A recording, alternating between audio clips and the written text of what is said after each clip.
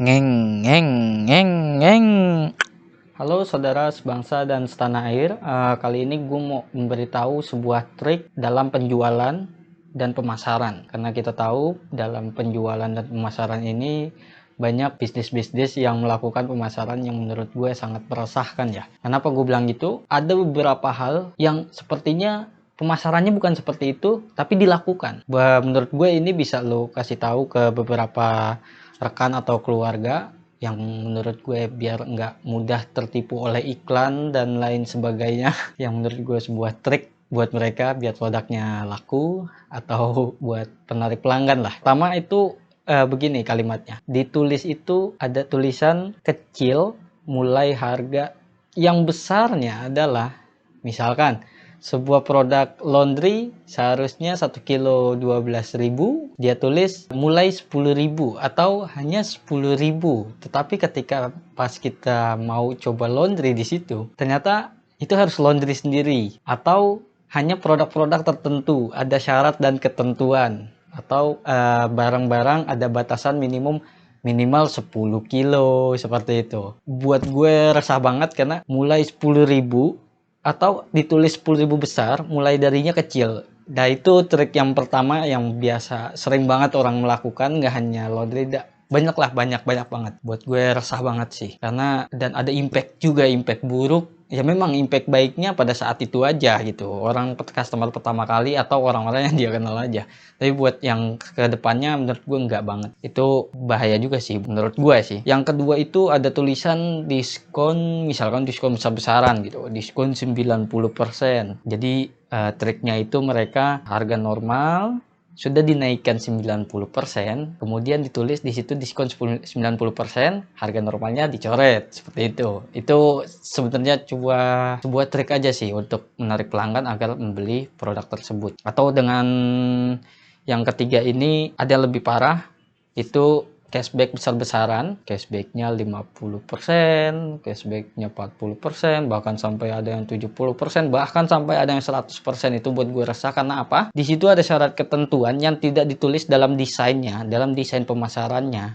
Cashback hanya batasan minimum 10.000. Itu gila sih gue bilang. Memang itu efektif, tapi nggak banget sih. Ya harusnya gimana ya, harusnya nggak begitu dong, nggak begitu. Itu kayak pembohongan publik aja sih untuk dalam sebuah pemasaran. Bohong banget sih. Ya sudahlah. Kemudian ada lagi di sini yang keempat, ini yang lebih parah karena jarang diketahui banyak orang dan ini dilakukan hanya pada market-market besar.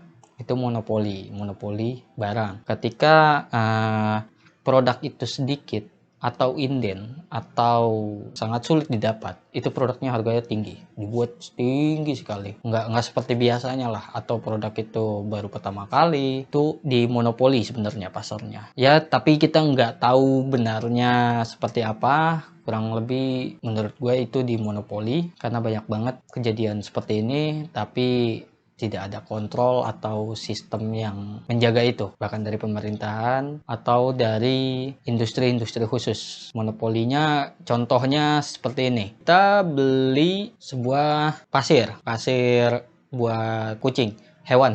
Pada saat stok pasir ini, yang gue tahu banyak produk impor dan produk dalam negeri ya.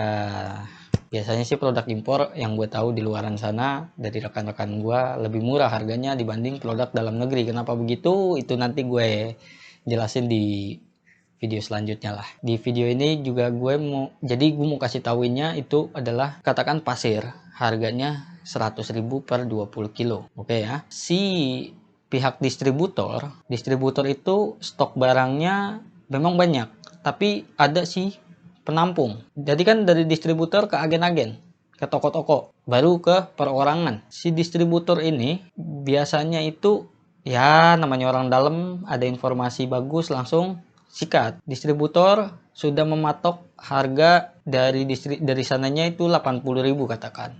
Dari 100.000, 80.000 itu ada selisih 20.000 untuk si agen. Distributor kita beli 80.000. Si agen jual lagi dengan harga 100.000. Si agen ini melakukan monopoli.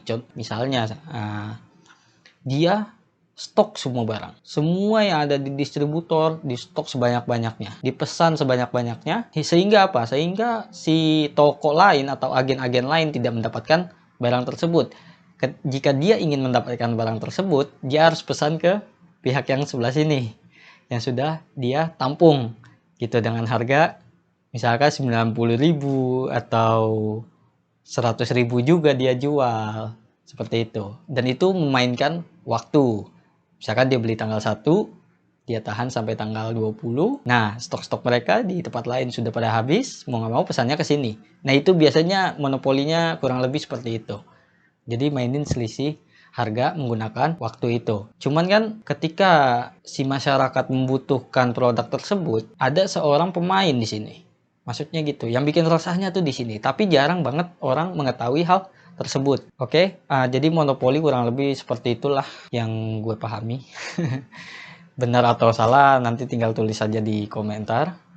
Kemudian yang kelima itu ini buat para pembeli dan penjual yang nggak tahu diri. Dia jual dengan produk berkualitasnya nggak seberapa, atau KW ya kita sebut. Kita ngomongin earpod. Earpod ori itu harganya 2 juta, tapi yang KW-nya itu harganya 350.000, kurang lebih seperti itu. Coba bayangin, berapa selisihnya? Bentuknya sama, fiturnya sama, tapi kekurangannya adalah kualitas. Nah, ini masyarakat yang tidak memikirkan hal seperti ini.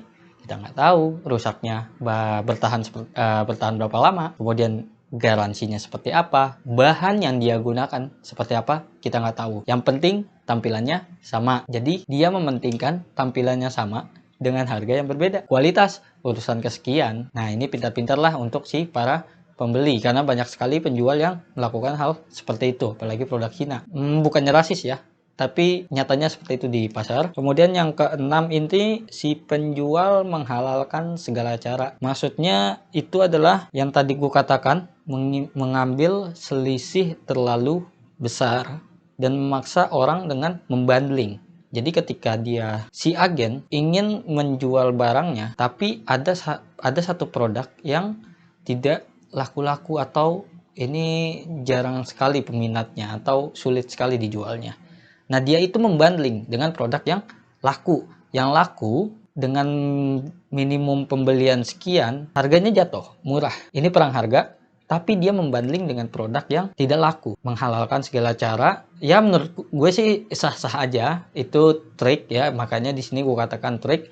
Entah membuat lo resah atau enggak, itu urusan penilaian kalian lah. Buat gue sih ini trik yang mungkin bisa lo terapin di bisnis lo. Buat produk yang sangat laku dan tidak laku, dibundling aja. Perhitungannya seperti apa? Seperti itu. Buat gue yang penting jangan membohongi publik dan membuat dia resah. Karena itu impactnya ke branding produk bisnis kalian. Ya, mau produk, mau jasa, kurang lebih jangan seperti itu. Ini banyak banget. Nanti gue bisa tunjukin di video-video selanjutnya detailnya seperti apa. Nanti gue bahas. Jadi buat kalian yang kurang paham atas apa yang gue sampaikan, bisa tulis di kolom komentar. Nanti gue langsung post respon. Dan satu halnya lagi, kalau misalkan video ini sedikit membuat kalian bingung, bisa gue bantu untuk lebih memahami lagi kayak gitu. Jadi sekian dan terima kasih. Wassalam.